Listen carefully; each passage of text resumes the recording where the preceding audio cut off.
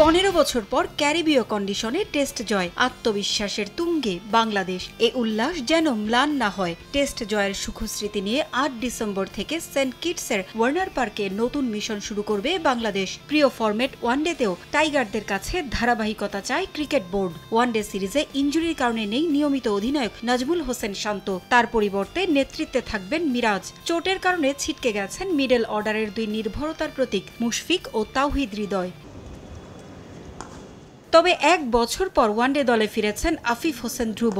দলে অভিজ্ঞদের অনুপস্থিতিতে এই সিরিজে নতুন ও দীর্ঘদিন পর ফেরা ক্রিকেটাররা নিজেদের প্রমাণের সুযোগ পাবে বলে মনে করছেন নির্বাচক হান্নান সরকার। সবাই চ্যালেঞ্জ নিয়ে পারফর্ম করলে এই সিরিজে ভালো ফলাফল সম্ভব বলে মনে করেন তিনি। এখানে বেশ কিছু ইয়াং প্রমিজিং প্লেয়ার রয়েছে, কিছু প্লেয়ার ব্যাক করার জন্য চেষ্টা করছে এবং ব্যালেন্স একটা দল আমাদের কিন্তু আমরা তৈরি করার চেষ্টা করেছি আমাদের যেই রিসোর্স ছিল বা যে অ্যাভেলেবিলিটি ছিল সেই জায়গা থেকে।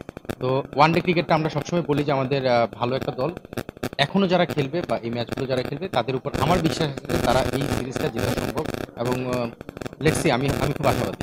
অর্ধেক পাউডারে দ্বিগুণ উজ্জ্বলতা, নতুন রিন অ্যাডভান্সড অর্ধেক পাউডারে দ্বিগুণ উজ্জ্বলতা। ওয়েস্ট ইন্ডিজের বিপক্ষে টেস্টের মতো ওয়ানডেতেও চমক দিতে প্রস্তুত দেশের পেস অ্যাটাকের বিষয় নাহিদ রানা, তাসকিন হাসানদের দিয়ে যে আক্ষেপ এতদিন পূরণ করতে পারেনি ক্রিকেট বোর্ড, সেটা নাহিদের মাঝে পেয়ে আশাবাদী বোর্ড। ভবিষ্যতে তার গতির ঝড় অব্যাহত রাখতে পরিকল্পনা নিয়ে এগোতে চান হান্নান। আমাদের দেশে যেটা ঘাটতি ছিল, আমাদের তাসকিন বা হাসান মাহমুদ ইভেন তানজিম সাকিব এরাও কিন্তু জোরে বল করে, বাট 150-তে রেগুলার বল করা আমরা দেখেছি নাহিদ কিন্তু রেগুলার 150-তে বল করছে। সো এটা কিন্তু একটা অবশ্যই বড় পাওয়া।